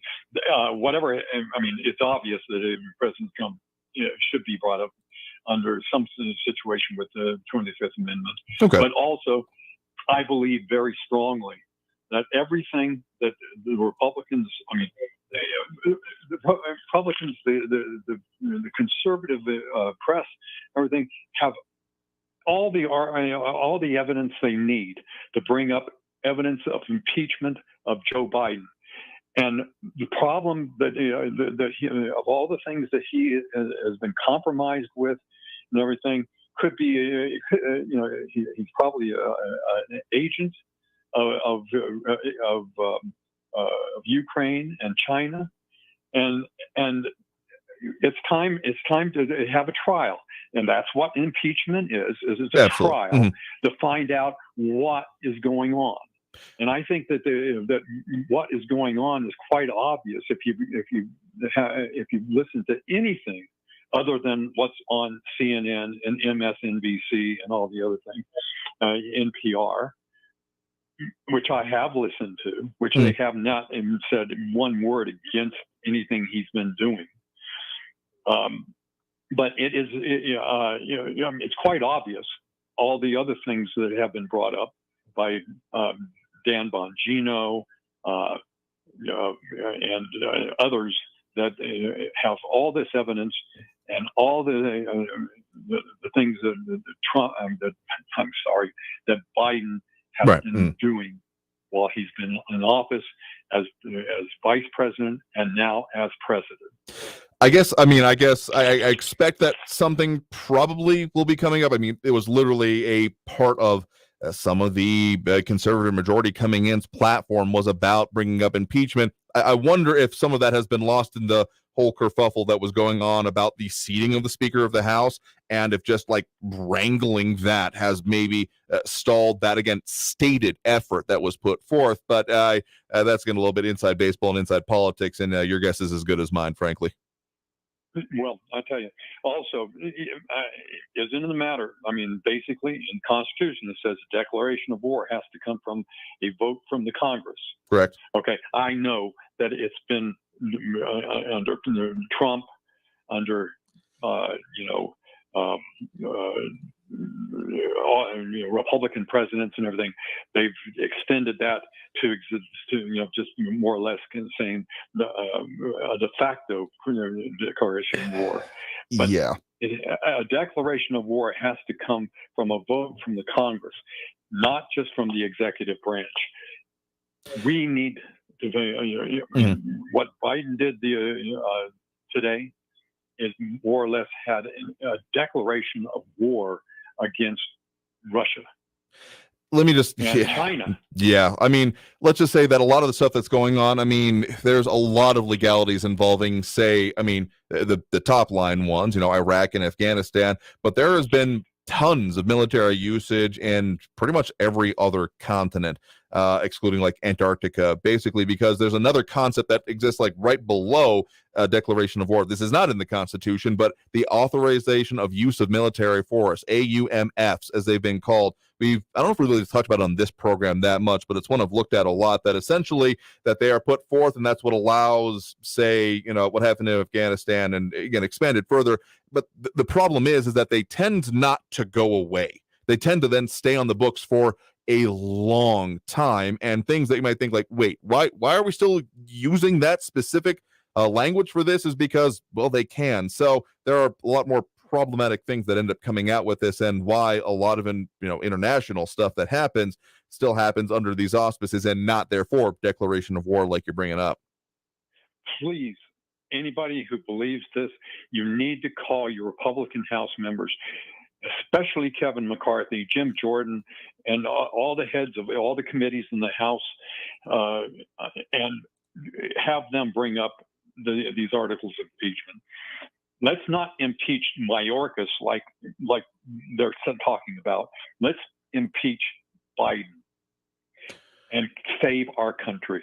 Well, we'll see what happens with it. I guess I am kind of surprised that it hasn't at least been put forth here, but maybe they're trying to go about it in a more concerted way. I don't know. That, again, your guess is as good as mine on what the behind closed doors thinking is at this point.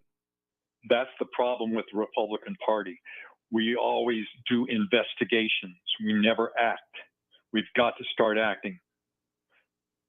All right. Well, fair enough. Well, thank you for the point in the call. Do appreciate it. Let's go, Brandon. All right. Have a good one there. Here. Thank you. Stay well. Stay safe. God bless. And appreciate that definitely greatly. You too as well. Let's go ahead and take that next break right now. Coming out of this break, we got more calls on the line. We got more comments that we'll try to get to, among other things. And we will definitely be talking more about the things that affect us here in the borderland, getting maybe a little bit far afield. But let's just say that it's short week. The Fat Tuesday, as people have been commenting on it. But anyway, back after this break with more Talk El Paso here on News Radio 690 KTSM. That number, 915-544-5876, 544 KTSM. Be back right after this break. Don't go anywhere.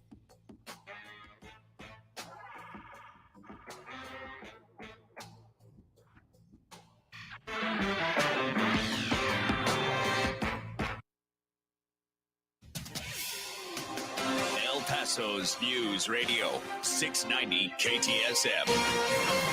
Hello, I'm Erica Castillo with this KFOX 14 News Update. A news conference regarding school threats today was attended by several leaders of different agencies. The conference was held after a surge of threats of violence directed towards schools lately. El Paso District Attorney Bill Hicks said taking a gun to school is a third-degree felony and carries a punishment of 2 to 10 years in prison and a fine of up to $10,000. And he said threats or hoax threats will not be tolerated. I spoke with the district attorney one-on-one today about the backlog of cases, where El Paso is on the state case against the accused Walmart shooter, and what is happening to animal cruelty cases, and whether he plans to seek the position permanently when it comes up for election. You'll remember Hicks was appointed in December by Governor Greg Abbott when former DA Yvonne Rosales stepped down. That interview airs tonight on KFOX 14 News at 9. And actress Alicia Silverstone is expected in El Paso Friday. She's known for her lead role in the comedy film Clueless and other 90s films like The Crush and Blast from the Past, not to mention her appearance in Aerosmith's music video for Crying. She's the keynote speaker for the second annual Women's Wellness Summit here. I'm Erica Castillo with this KFOX 14 News Updates.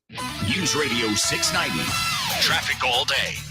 Northbound on the loop in the East Valley at Pebble Hills, a multi-vehicle crash there is blocking the right lane. You've got 7-minute delays on Memorial northbound between the 10 Gateway up to Montana. In the lower valley, 375 southbound at Pan American, the right lane is blocked there due to heavy congestion. And on I-10 westbound at the 54 south, the left interchange ramp down to the 110 is blocked due to heavy congestion. Kerry Edwards, El Paso traffic. From the KFOX 14 Severe Weather Center, I'm Chief Meteorologist Brad Montgomery. Very windy conditions on tap for tonight and tomorrow. Winds will start to increase tonight. Could see some gusts around 45 miles per hour by tomorrow morning. Lows in the 40s and 50s. Highs in the 50s and 60s for tomorrow. Tomorrow we could see winds gusting maybe up to 65 plus miles per hour. High wind warning tomorrow, 8 a.m. all the way through 8 p.m. From the KFOX 14 Severe Weather Center, I'm Chief Meteorologist Brad Montgomery. This report is sponsored by Staples Stores. Staples Print and Marketing is committed to quality and printing perfect every time. Now at Staples, get $10 off your document printing and marketing materials order of $50 or more. Offer ends $225. See staples.com/stores/print big for details. Try Staples and see the difference. This year is the year to learn a new language with Rosetta Stone. No matter what's inspiring you to learn a language, travel, work, family, or just for fun, the Rosetta Stone app makes it easy to get started and stay motivated to reach your goals. Right now, get a lifetime unlimited subscription with forever access to all 25 of Rosetta Stone's languages for 40% off. Visit rosettastone.com today and save 40%. Rosetta Stone. How language is learned. For the local issues and discussion you won't get anywhere else, turn to Talk El Paso, weekdays at 4 right here on News Radio 690 KTSM, brought to you in part by the El Paso Community Foundation. Sound off on what matters to you, Monday through Friday, 4 to 6 p.m., and let's talk El Paso. Empowering customers this spring, El Paso Electric presents Smart Meter Technology. Coming soon to your home or business in 2023. Smart meters will transform the way you use energy. Get ready to take control of your energy bill. Get ready for state-of-the-art smart. Get ready at epelectric.com/smart meters. That's epelectric.com/smart meters.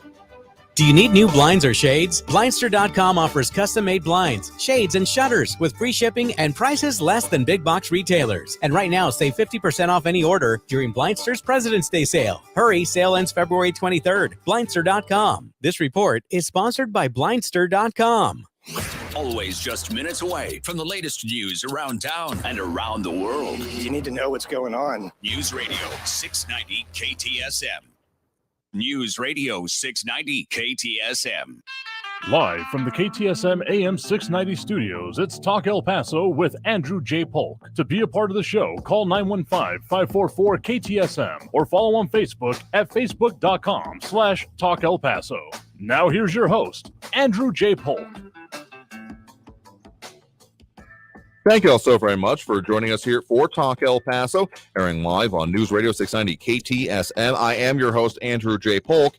Thank you for tuning in, however you may be doing so, be it on air, online, live, streaming through the free and reliable iHeartRadio app, or joining us over on the various social media pages we are up on these days, facebook.com/Talk El Paso, the Talk El Paso channel over on YouTube, Twitter at Talk El Paso, or twitch.tv, Andrew J. Polk. Whatever works best for you, whatever is the right place for, well, whatever you can see it is the right place for you to be. See, hear, interact, call in, whatever works for you. That's where you need to be as we continue our mission to A, have live local talk radio here in the borderland, and B, talk about the things that affect us here, because no one else is just going to do that the way we do, the ones that live, work, play, experience the realities here in this southwest border region. So a lot of people commenting and chiming in on things like that, including... a lot of interesting conversation about national politics and stuff like that. But we got a lot of stuff going on here locally that we'll keep getting into. So let's go ahead and get back to those phone lines now. The number to call there, of course, 915-544-5876, 544-KTSM. Full up at the moment, but we'll do our best to squeeze in what we can through the end of the show. We do have Ruben in the Northeast on the line with us here right now. Ruben, thanks for joining us. Yeah, I got a comment to say about, about the Republicans. We have one of the biggest racist governors in the United States, and he's a Republican. And one thing for sure is they don't mention, they're trying to put back, sweep it under the rug about about the war in Iraq and Afghanistan, which the budget, the deficit built up under Bush, and he should have been impeached for lying to the American people and to the Congress and the Senate. Those are two losses they lost, huh? You go in, you say, hey, I'm big, we're going to win. They didn't win. They're talking, that.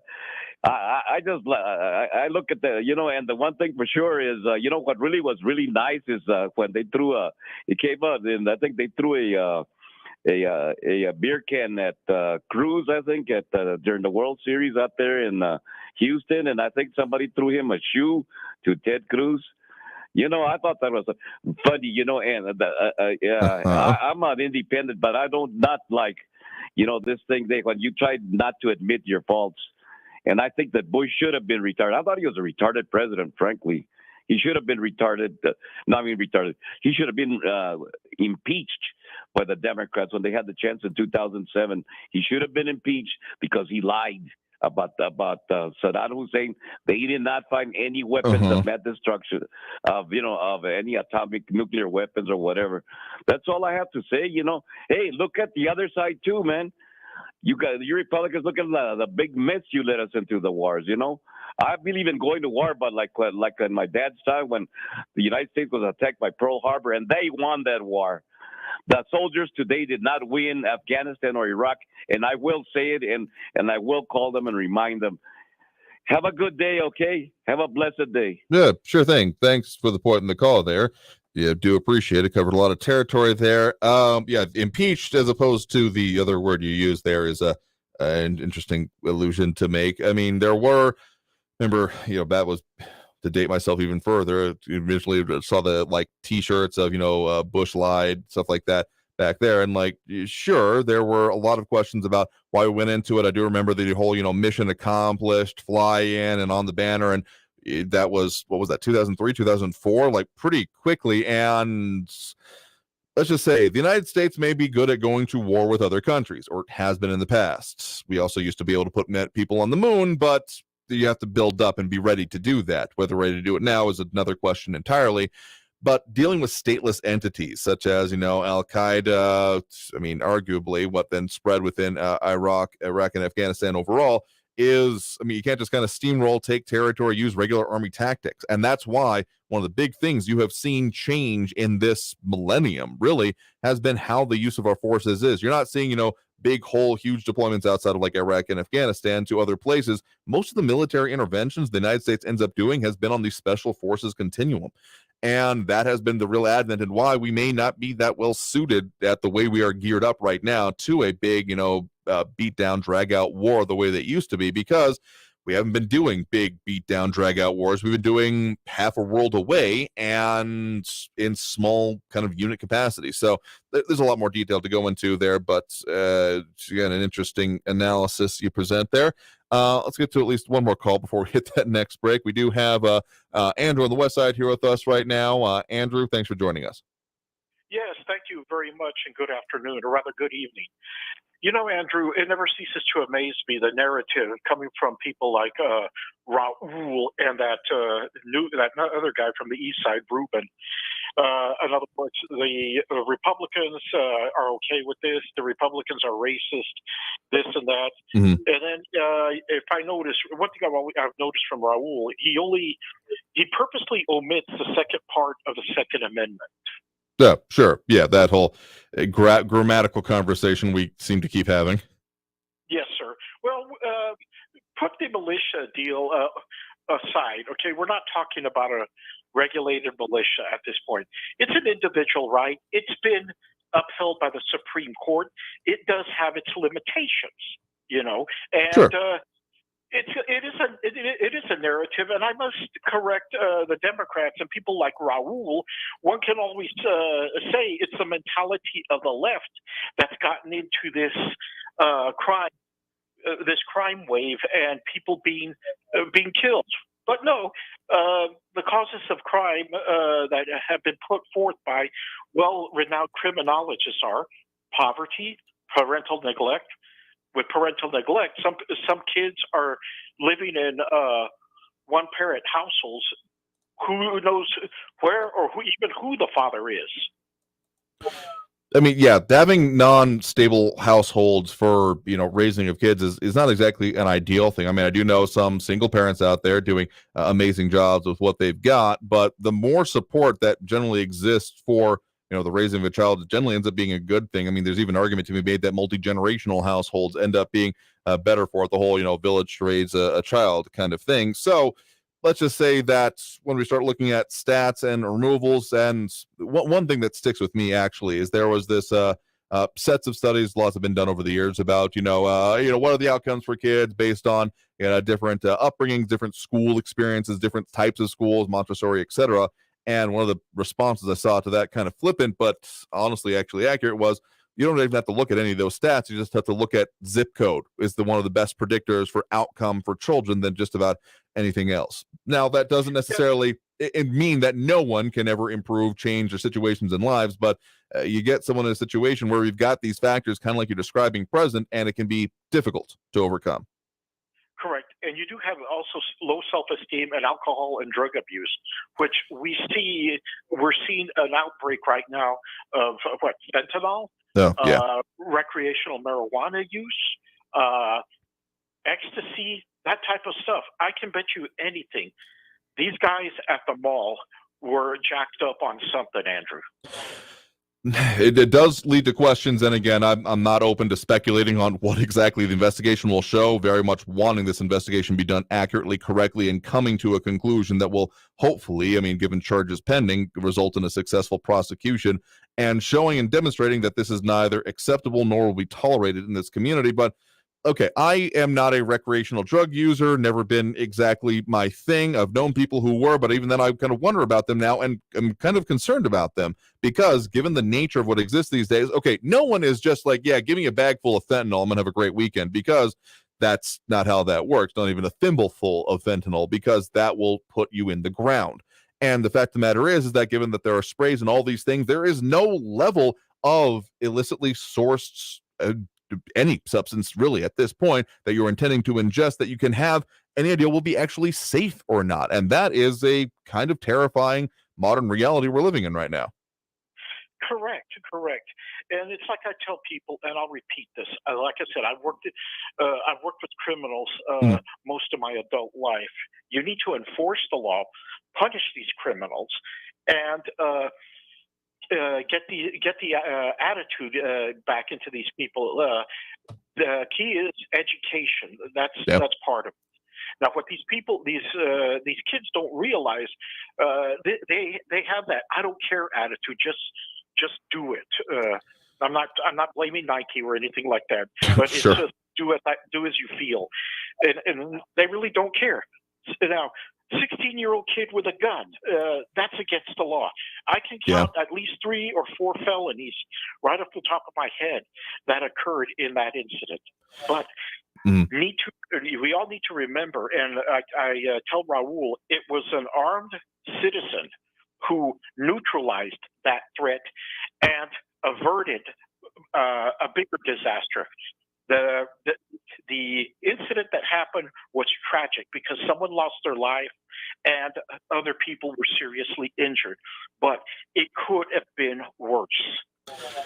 I do share a lot of sentiments along that way, and I don't want to have to go out in this world feeling the need to be armed. That's not a way that I want to have to exist, but until such a time as I no longer have to feel that way, I'm going to be making my own choices and decisions on how I go about and protect it, because sure, societally, maybe governmentally, there are some changes, some things we can look at, things that we can do. The easy answers are just often flat out wrong. I'm willing to say that.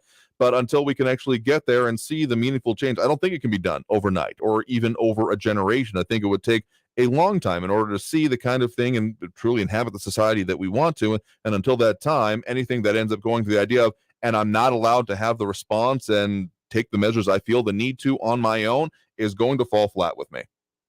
Correct. Well, and I agree. There are people that should not have guns.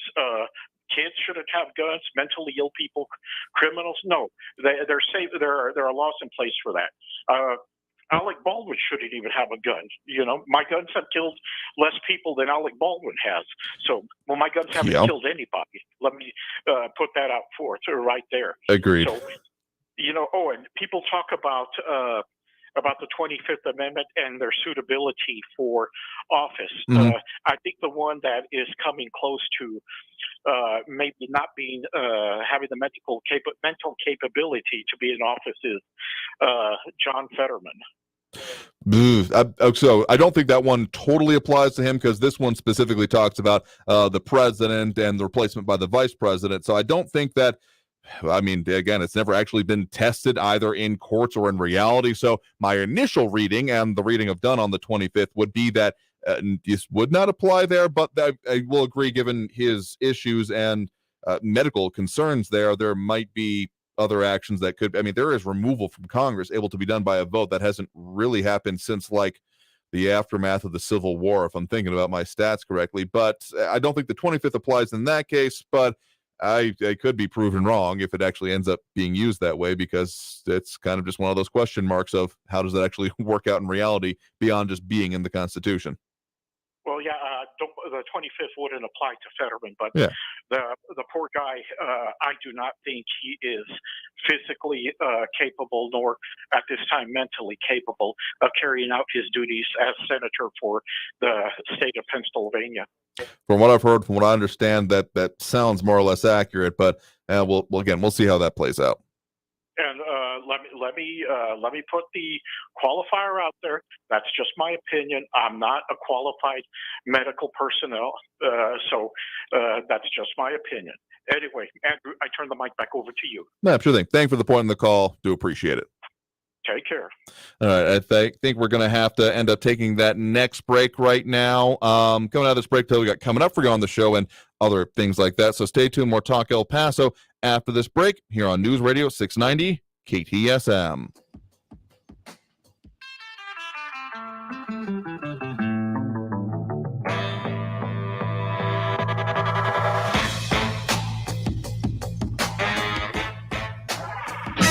Traffic all day. News Radio 690.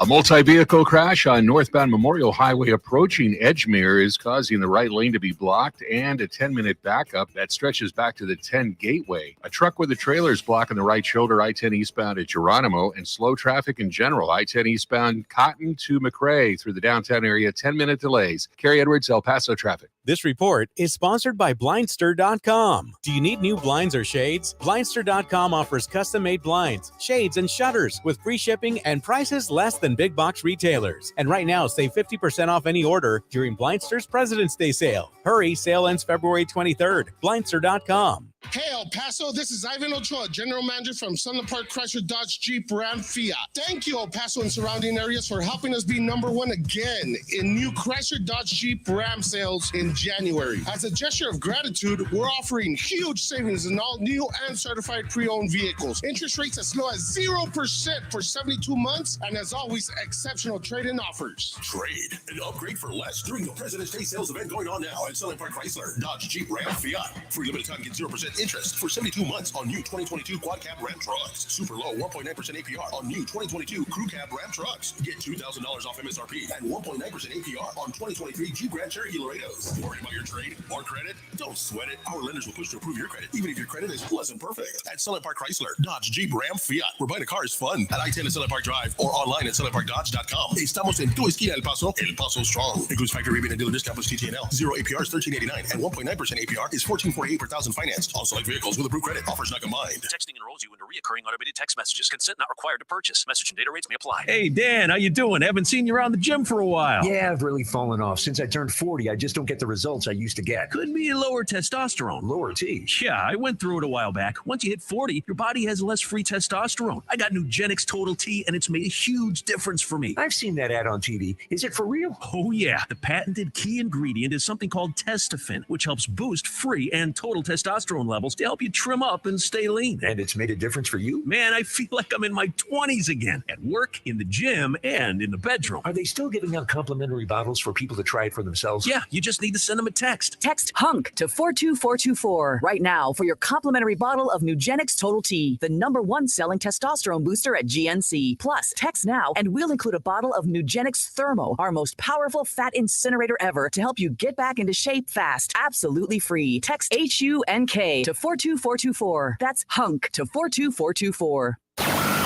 With an open channel, I guess just try to keep channels open. we welcome open-minded individuals I try to keep an open mind to all issues. with open arms I think we need to always have our eyes open. for open conversation. And when you open the iHeartRadio app, you open a whole new world wherever you are. What should America do about immigration crisis? I guess open the borders, but at the same time, check everyone that's coming in.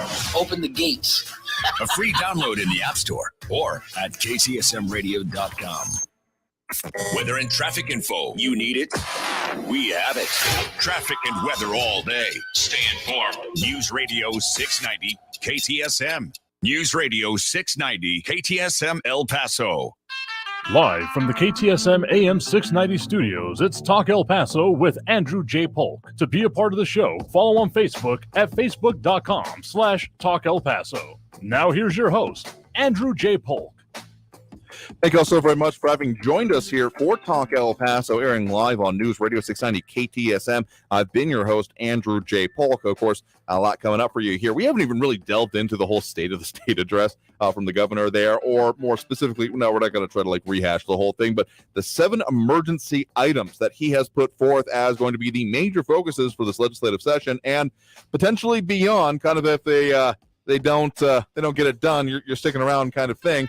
Might be another year of the legislature. I'm not willing to call it that yet, but I see shades of it on the horizon. We'll talk more about that. We got some new segments coming up for you as well, as including What's the Deal with Blank. We'll talk more about that tomorrow on the show, and some new faces, but a whole lot more coming for you here, and a whole lot more that we'll keep delving into as we do every Monday through Friday, 4 to 6 p.m. So until then, until next time, I've been very appreciative to be your host for Talk El Paso, Andrew J. Polk here. Want you to stay safe out there. Look twice for motorcycles when out on the road, and have a great evening, y'all. We'll see you tomorrow. Live from the KTSM AM 690 studios, it's Talk El Paso. Traffic all day. News Radio 690. 2 crashes on the loop in the East Valley, both causing delays. First, on Memorial Highway northbound at Pebble Hills, an earlier accident there, still blocking the right lane. An accident Loop 375 northbound approaching Edgemere. That crash has been moved to the right shoulder. 10-minute delays back to the 10 Gateway. In the lower valley on the loop, southbound at Pan American Drive exit. Heavy congestion there has the right lane blocked. Carrie Edwards, El Paso traffic. I'm Martin Hoke, the inventor of Navage Nasal Care, and I love